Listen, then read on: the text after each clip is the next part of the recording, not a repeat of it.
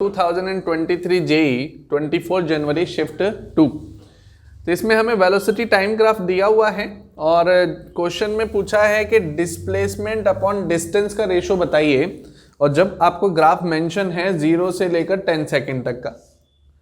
तो अगर कोई भी ग्राफ है हमारे पास, यहाँ पर ये वेलोसिटी मेंशन है और इधर टाइम मेंशन है, तो जो कॉन्सेप्ट होता था इस ग्राफ के पीछे क्या रहा करता था कि जब कभी भी आपको वेलोसिटी टाइम ग्राफ दे दिया जाता था, let us take an example, मैंने एक कर्व बना दिया और इस कर्व में आप देख पा रहे हैं एक एरिया A1 ऊपर है और एक एरिया A2 नीचे है।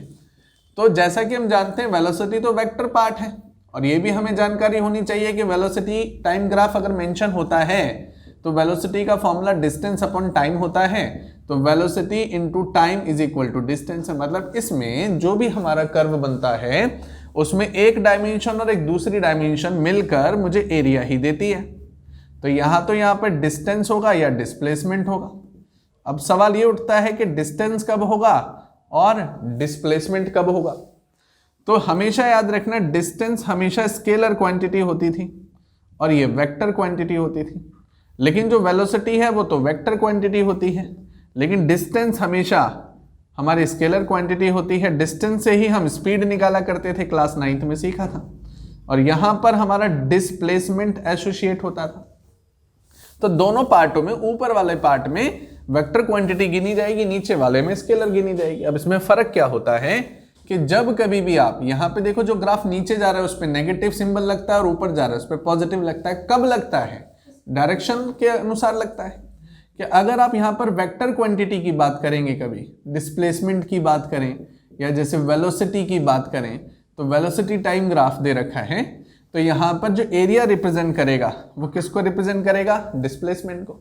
तो अगर आप एरिया के जो सिंबल हैं वो A1 displacement is equal to A1 minus में A2 लिखते हैं तो ये डिस्प्लेसमेंट मानी जाएगी। लेकिन अगर आप यहाँ पर डिस्टेंस लिखते हैं तो ये A1 प्लस A2 माना जाएगा, तब सिंबल नहीं लगेगा नेगेटिव। क्यों नहीं लगेगा? क्योंकि डायरेक्शन इसमें नहीं आती। डिस्टेंस में तो सिंपल एडिशन होता है, इसलिए हम बोला करते थे कि डिस्प्लेसमेंट जीरो भी हो सकती है। कब हो सकती है? जब दोनों का एरिया आपने बराबर रखा तो जीरो हो जाएगी, जब एरिया बड़ा हो और A2 छोटा हो तो पॉजिटिव हो जाएगी, और जब एरिया A1 छोटा हो और A2 बड़ा हो तो नेगेटिव हो जाएगी। लेकिन डिस्टेंस हमेशा क्या रहता था? इसीलिए हम क्या बोलते हैं कि सिंपल एडिशन किया जाता है डिस्टेंस के अंदर। यही कॉन्सेप्ट अब हम इस वाले पोर्शन में लगाएंगे। तो नाउ अब जो हमारा क्वेश्चन है उसमें यही पार्ट कैसे इंप्लीमेंट किया जाए, लेट्स सी। अब आप यहां पर देखेंगे, इसे एरिया A1 मान लेते हैं, इसे एरिया A2, इसे एरिया A3 और इसे एरिया A4। इसका एरिया 2 यूनिट और 8 यूनिट मिलके आ रहा है 16 यूनिट। A2 का एरिया आ रहा है 2 यूनिट और इधर भी आ रही है 4 यूनिट, मिलकर आएगा 8 यूनिट। यहां पर आ जाएगा मेरे पास 4 यूनिट और 4 यूनिट, ये आ जाएगा 16 यूनिट। उसके बाद देखें तो ये 2 यूनिट और 4 यूनिट, यहां पर भी आ जाएगा 8 यूनिट।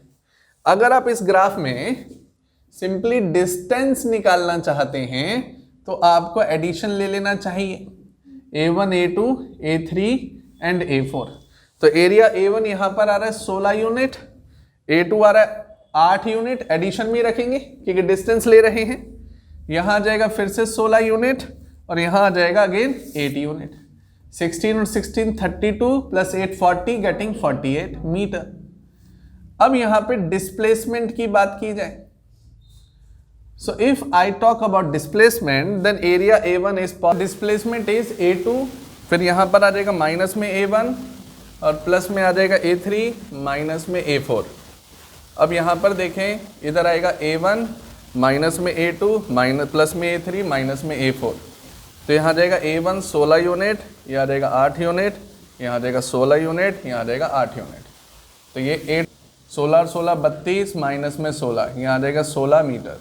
अब देखना आपको रेशो निकालना है, तो यहाँ पर देखें डिस्प्लेसमेंट अपॉन में डिस्टेंस डिवाइडेड बाय 48, ये आ जाएगा 1/3, जो आ जाएगा 1:3। ये हमारा आंसर हुआ।